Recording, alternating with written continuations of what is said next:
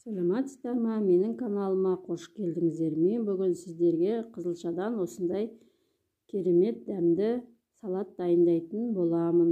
Оған әуелі керекті заттарым: горох, картошканы қуырып алдым, тұздалған қияр, піскен қызылша, осылардан сарымсақ бір дана.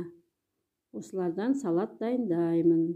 Үйдегі бар заттармен дәмді салат болып шығады. Қиярымды осылай төртбұрышты қылдырып турап алам.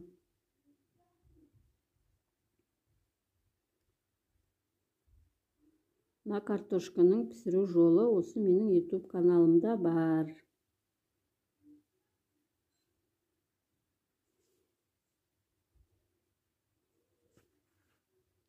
Тұздалған қиярымыз